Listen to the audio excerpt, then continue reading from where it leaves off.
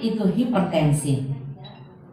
Jadi kalau bahasa kedokteran hipertensi atau darah tinggi itu bahasa Manado ya, itu adalah suatu keadaan di mana tekanan darah sistol itu lebih besar sama dengan 140 mm/Hg dan diastol lebih besar sama dengan 90.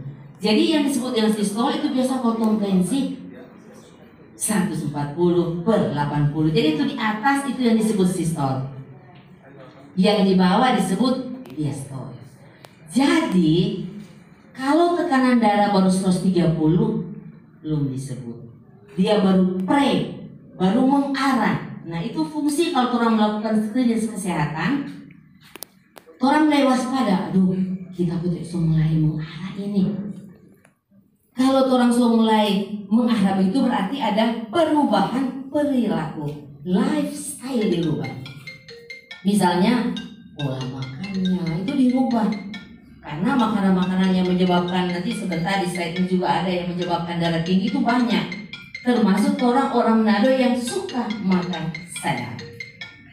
Dari 40 sistol, diastol atau pernya lebih besar sama dengan 90 itu baru disebut hipertensi atau darah tinggi. Nah, menentukan ini tekanan darah tinggi atau nyanda bukan dia baru sampai, dia baru hosak-hosak, itu pasti akan naik.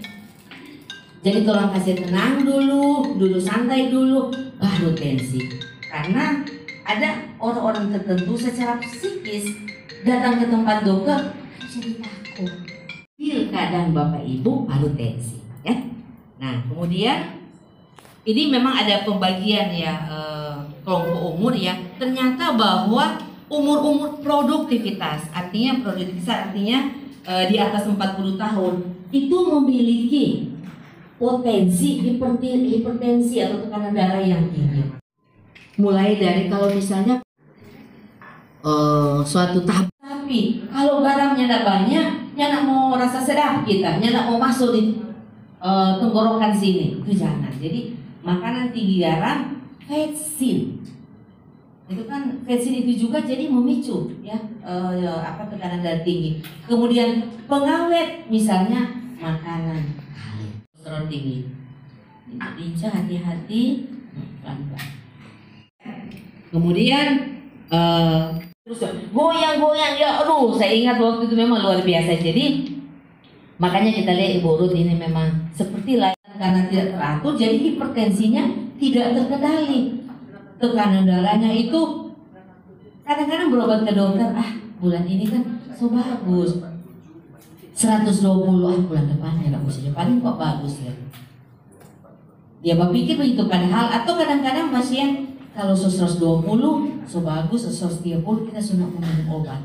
Itu tetap minum obat teratur. Karena takutnya pada saat kita tidak minum, itu yang disebut tidak terkendali, dia akan naik turun tekanan darah, dan itu bahaya, bisa memicu pecah pembuluh darah di otak dan di jantung. Ya, ini untuk penderita hipertensi yang tidak terkendali. Artinya, nyanda rajin atau rutin minum obat atau kontrol ke dokter. Ya. Nah, sekarang bagaimana bila tekanan darah itu tidak terkendali? Artinya dia pasiennya minum nyanda, tekanan darah tinggi terus, komplikasinya kemana? Mulai dari atas otak. Tadi dokter bilang toh, kalau ke otak dia bikin apa tadi? Stroke. Nah itu kalau dia bagi di otak, bikin stroke. Mata. Jadi kalau ikut berurutan ini, otak, bikin stroke, mata dia bikin buta. Itu kadang-kadang orang hipertensi sudah mengeluh mulai kabur mata. Nah itu semua sebab periksa. Kenapa?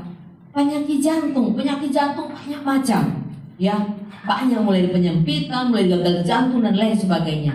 Itu bisa menyebabkan kematian juga ya. Kemudian kita Pak minum obat hipertensi terlalu banyak, terlalu lama, nanti komplikasinya katanya ke ginjal.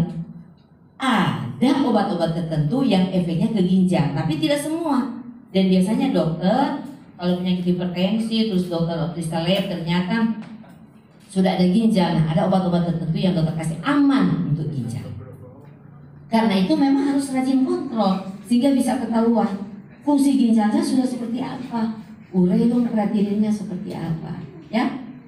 Ada kan bawa pikir, aduh biar jo orang makan sembarang, orang kok ada bawa minum obat darah tinggi, jangan bawa pikir begitu ya.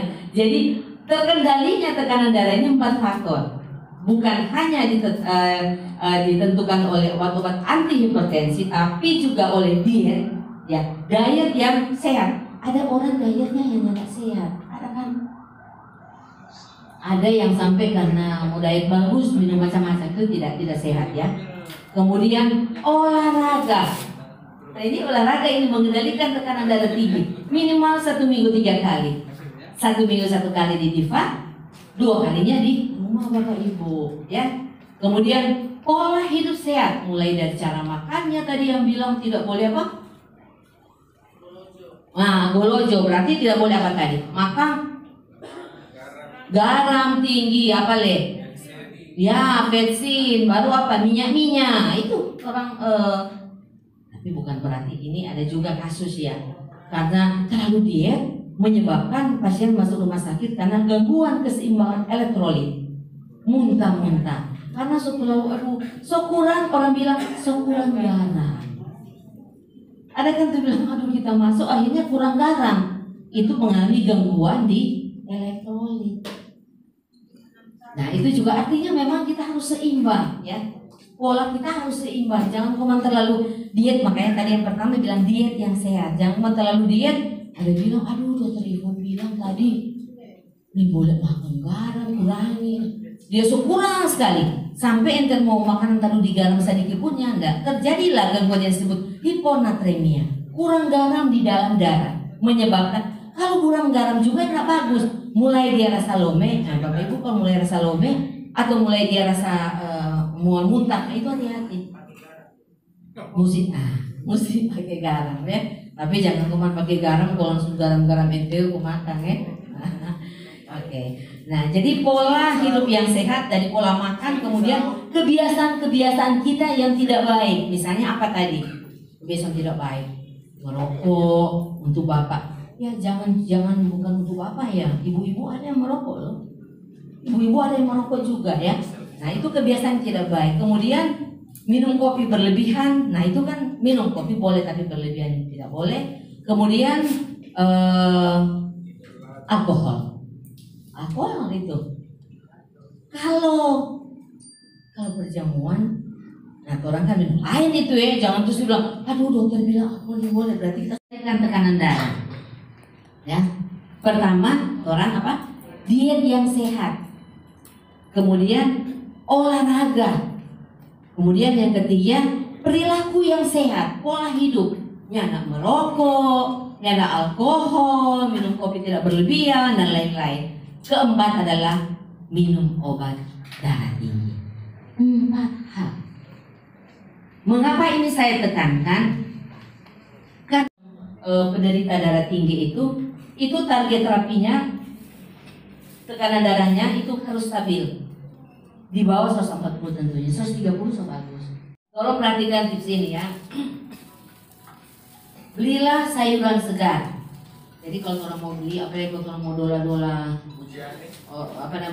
emas, beli yang segar.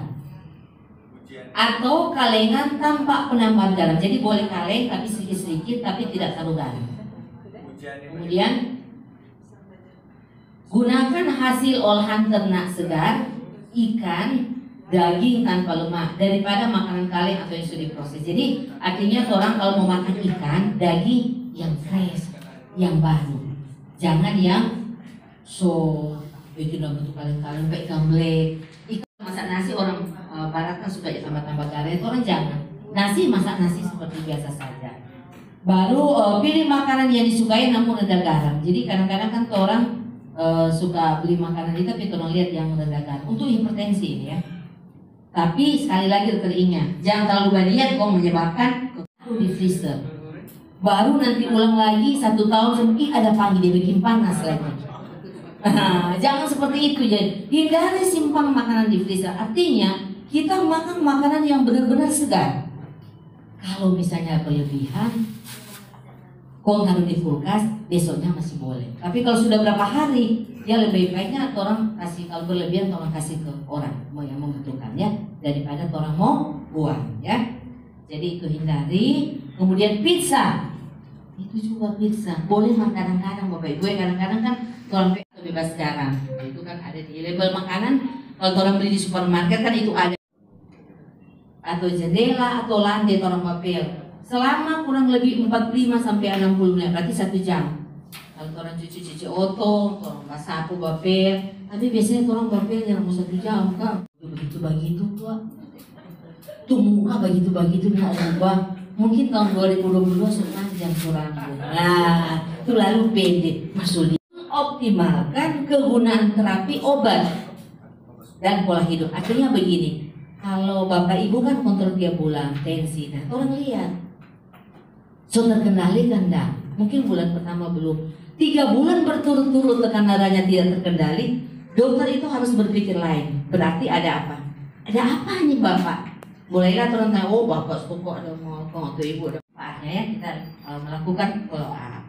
Kemudian yang tadi ya sambil follow up itu memantau terapi, respon dari terapi tadi yang dokter sudah bilang. Kemudian menjaga keteraturan minum obat, itu yang tadi. Karena dulu kendalanya, oh kenapa banyak datang ke dokter? Oh biaya pengobatannya tinggi. Sekarang tidak jadi kendala lagi kan? Karena obat-obat hipertensi, gula, jantung sudah di cover oleh pemerintah melalui BPJS. Ya, jadi kita sudah aman. Tapi dengan catatan tentunya kita harus apa? Rajin apa? Bayar iuran. Kalau PNS memang kan kita dipotong di ini ya. Tapi yang non PNS itu memang rutin. Aduh bosan dokter, terlalu lama kita minum obat. Nah ini dia. Ini yang menyebabkan kendala-kendala untuk mengendalikan hipertensi itu.